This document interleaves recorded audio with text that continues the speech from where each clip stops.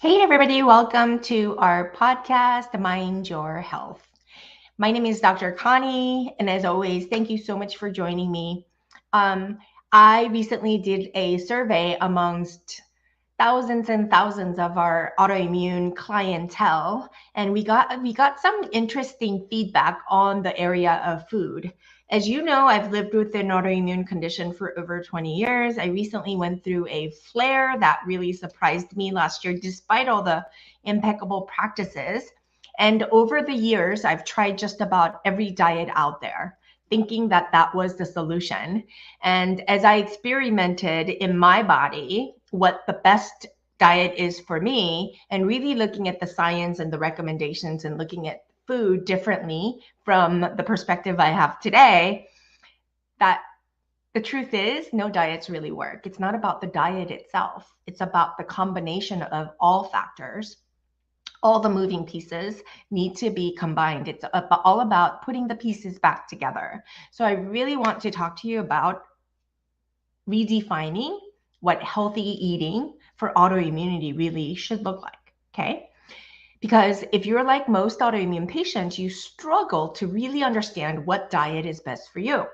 After all, there are so many diets out there that have science to back up their effectiveness. So many of you are really left to wonder what diet is really best for me. Because, whether it be keto diet, autoimmune paleo, elimination diet, FODMAP, whatever the issue may be, or even plant-based, there is literature to validate that that is the best form of food there is.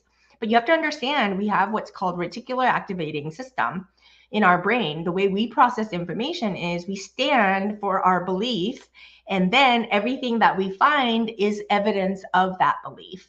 And so that's why it's really hard to shift gears if you believed in an expert.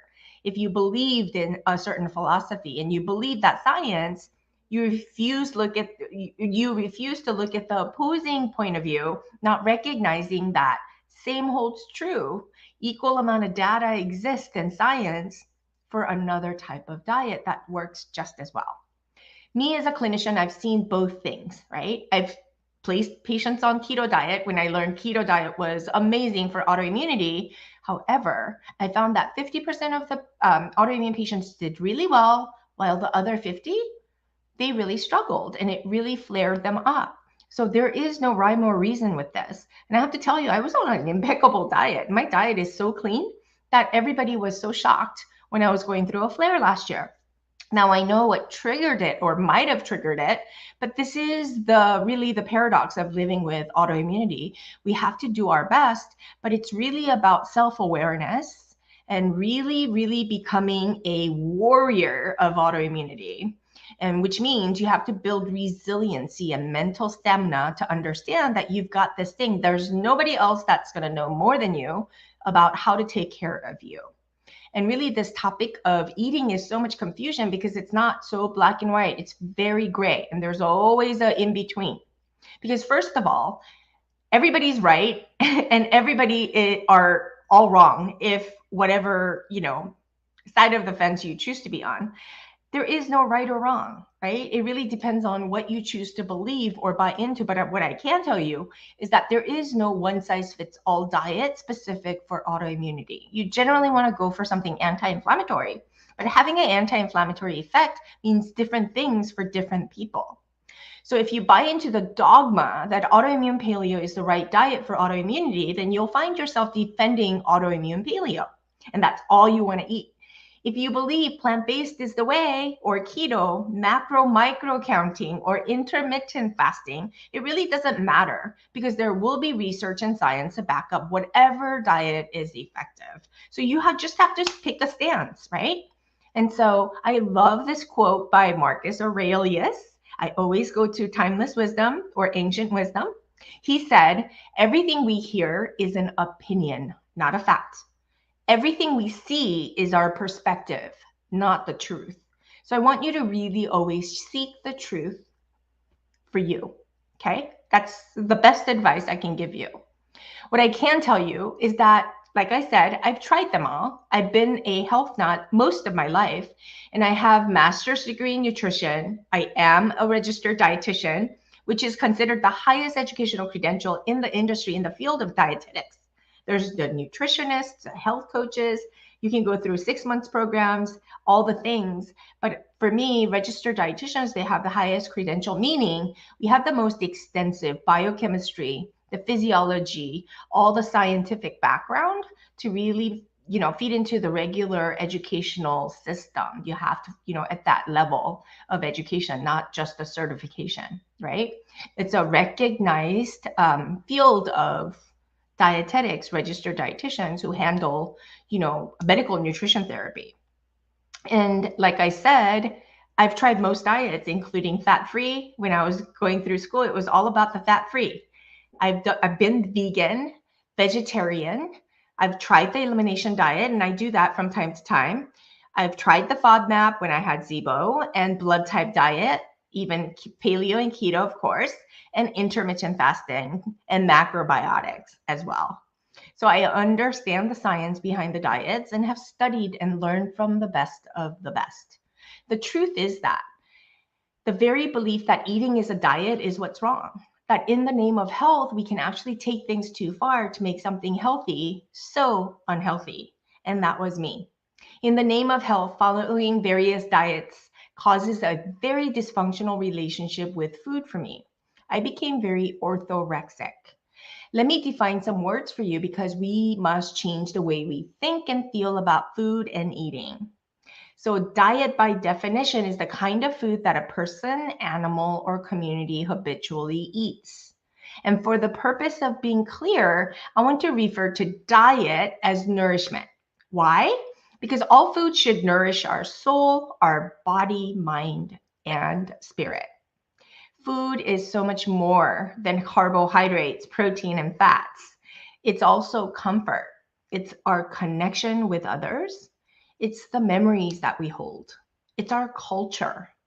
It's beliefs that we have. It's family values. And our identity is tied to our food. It's something that is very personal and special to you. And so I come in the name of health and tell you, don't eat this, don't eat that. That's just really negative in and of itself. So to buy into a diet that is prescribed like an expert would be to strip away all your closely held identity and follow what someone else has decided is the best way. I do agree that food is thy medicine, and certain foods have a toxic effect on the body for sure. But restriction and elimination is not the only way. I've done a survey of, like I said, autoimmune patients, and many of you have reported confusion, overwhelm, and frustration as to which diet is best for you. And you know what happens when our mind is confused or in overwhelm and frustration? We do nothing. We really binge eat, right? Because we want some comfort. Remember, food is a preference, it's cultural identity, it's cravings, and it's very personal. It's closely linked to our feelings. While following a generally healthy diet can make a difference, it also has to be something that you align with. For me, no matter what diet I tried, I always go back to my comfort foods and rituals that honor my culture because it makes me feel good at the core. And there's nothing that anybody can say to make me eat something where I don't have a preference to that or have an aversion to that food. So when someone tells me I can't eat something because of my health, I typically want it more. And I know you do too.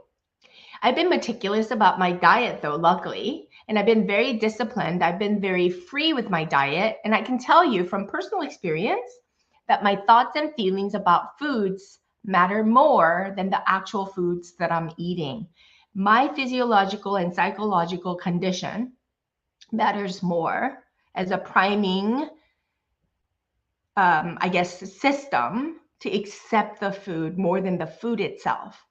I believe that there is a time and place for restriction, elimination, detox, etc. But such practices should never be long-term. And it's clear the digestive system and it's clear that it can clear digestive system and enhance metabolic activity in the body to do that from time to time.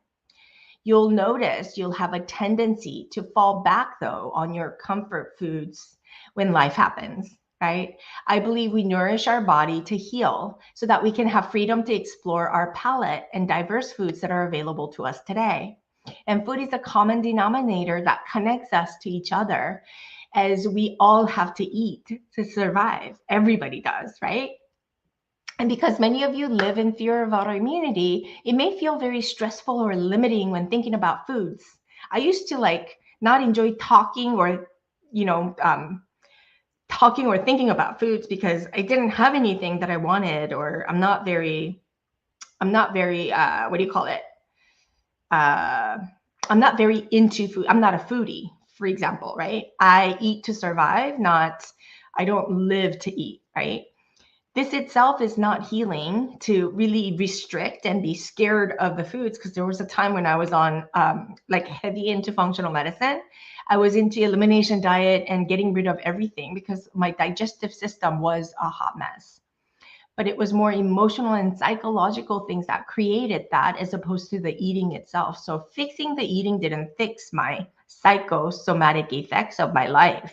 It wasn't until I had to realize that and work on me first before the food that everything came together.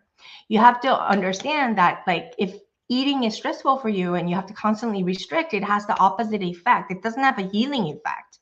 It causes dis-ease in the body. And many, in the name of health, misconstrue their efforts. So I want to redefine what healthy means for you. H in healthy means harmonious. E in healthy should be easy. A stands for awareness. L is love. T is truth. H is habitual. And Y is you. So diet is replaced by nourishment for the body, mind, and soul and spirit. Just because you drink green juice every morning, practice meditation, and eat plant-based doesn't mean you get to have negative thoughts throughout the day. All your efforts will be wasted, as negative thoughts create negative feelings that create vibrations in the body that have a negative physiological effect. So whatever good you achieved is crossed out by negative thoughts and feelings. So it's almost as if, why do all those things just to have this? So the full alignment and having all the pieces of the puzzle together aligned is super important.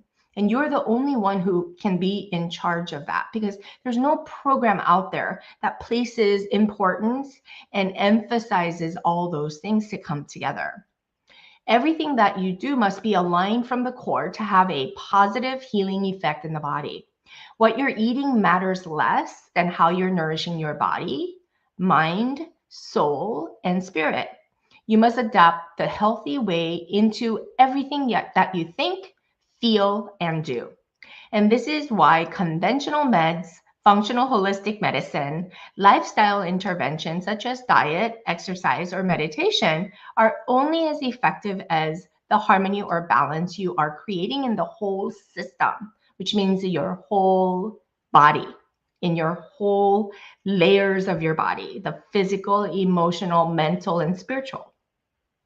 This is why each individual program, in a specific dogmatic way, has only incremental, temporary effects. It doesn't have all the pieces of the puzzle. Truly healthy nourishment sets you up for healing from the inside out, so you can have the cake and eat it too. Okay, this means it's got to be easy to follow, clear, and right for you, as it's designed by you. I want to know, if you want to know how to nourish your body without confusion or overwhelm and have complete freedom to eat whatever you want when you want, I want you to click the link below to learn more and stop restricting yourself. The goal of any transformation isn't to restrict, it's to be free from the limitations, which include your food. Finally, a program where you can embrace you at the center of your priority. This is the key to unlocking your healing power. So I want you to click the link below and sign up today. And I will see you on the inside.